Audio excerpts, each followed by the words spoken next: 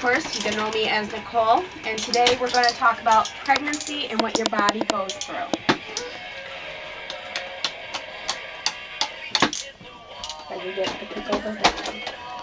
There we are. Okay, first off, you don't really know when you get pregnant. So here are some of the first symptoms you might actually experience right away. You're going to miss your period. That's going to be the first thing that's going to kick you off to it. Thank you, God. You will start experiencing morning sickness, but I will warn you, it is not just morning. It is morning, noon, and night sickness. You will have frequent urination. Your breasts will become very sore and tender. Your cravings will be out the roof, and you will soon start experiencing vaginal discharge. Pregnancy usually is counted by the doctors because we can't figure out when the exact day of conception is. They start with the day of pregnancy as your first day of your period.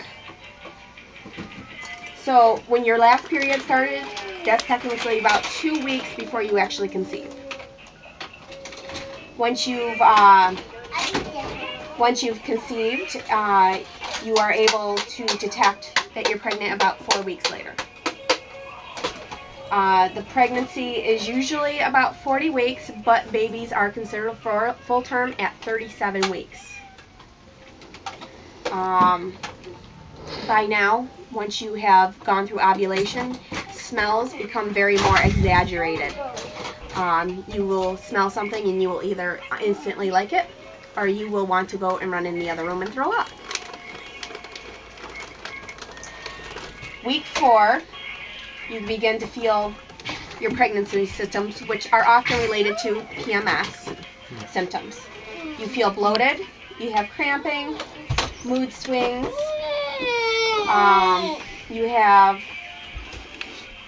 these are often thought to be PMS symptoms, and you will experience sometimes implantation bleeding. Now, implantation bleeding is when the egg is fertilized and it implants into the uterus lining, which is the blood that you experience during your period.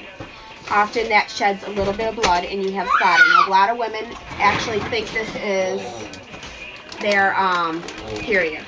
Right, listen for saying knock it off.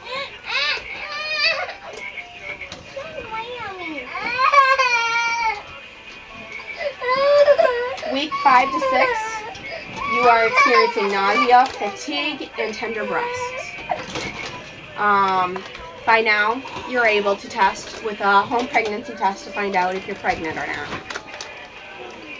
The blood is starting to flow more to your pelvic regions, which is causing a lot of issues with your kidneys, making it so that you're peeing more.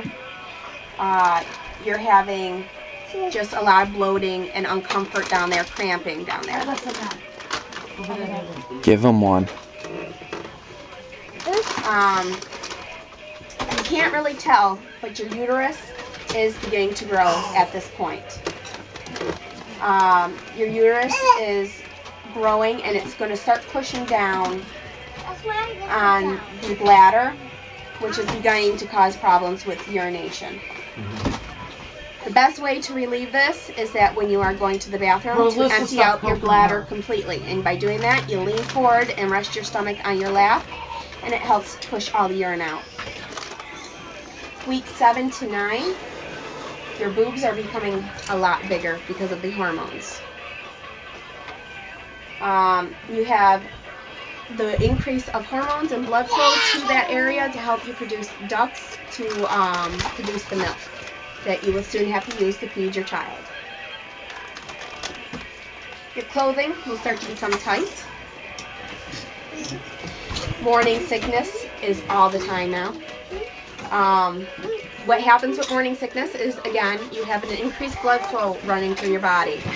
And all the blood is running to everything from your abdomen down. This is causing stomach acid to become more rampant. And when your stomach is empty, the stomach acid is going to start coming up. And that's what causes you to throw up all the time. The best way to prevent that is to have crackers and water with you at all times. Okay. Your body is starting to make the placenta, in which will soon be your baby's lifeline. This is how your baby will get its nutrients, build its immune system. The metabolism and the hormones levels are really raising high in your body. You will start experiencing low blood sugar and high blood pressure at this point at 10 weeks of conception. You will have to eat lots of grains and lots of vegetables and drink lots of water because you will soon experience constipation. And that has a lot to do with the fact that... About prunes. Prunes too.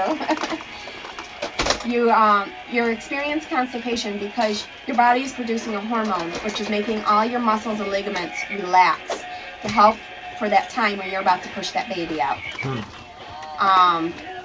So the muscles in your colon and rectum are beginning to relax. So it's going to make it harder for you to actually have a bowel movement. You will start having headaches, which is due to the blood pressure and the low blood sugar. You will start to have your veins expand because it's going to be pushing more blood through, so the veins are passing. You have 20 to 40% increase in your blood supply at this point. At 12 weeks, you're going to start feeling dizzy. The best way to avoid this is to make sure you eat. You get up slowly, because when you stand up really fast, that's going to cause all the blood that's been in your head to race all the way down. This is happening because progesterone is increasing your blood, and it's going to stop the blood supply from going to your brain. All the blood is more concentrated around your stomach area and lower.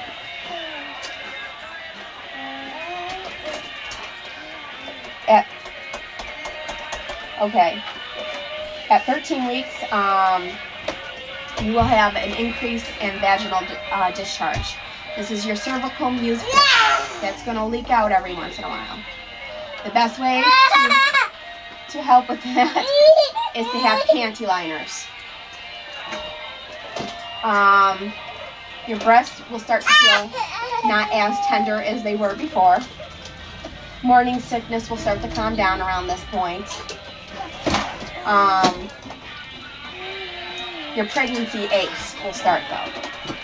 Your back is going to start hurting. Your sides are going to start hurting.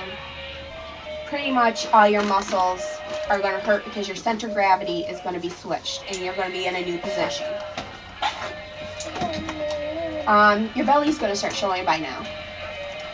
And that happens, you'll show more depending on how thin you are. The more thinner you are, the more you're going to show at this point. Hormones are causing inflammation of your gums, and they're also going to cause your teeth to be more vulnerable to bacteria, and they're going to be more sensitive. Your gums, you'll often notice, will start to bleed when you brush your teeth in the morning. Your nose is going to be chronically stuffy at this point because the body is producing a lot of mucus. You may even experience some nosebleeds at this point. At 18 to 19 weeks, your body is now going to hurt more. You're going to be more uncomfortable because your uterus is growing. It's about the size of a cantaloupe now, which is probably about that big. Your center of gravity, again, has shifted. Your back is going to be pushed out more, and you're going to probably start waddling soon. Your joints are loosening up due to the hormones. That's not just your hips. It's going to be your ankles, your feet, your knees. Every joint in your body is going to start loosening up.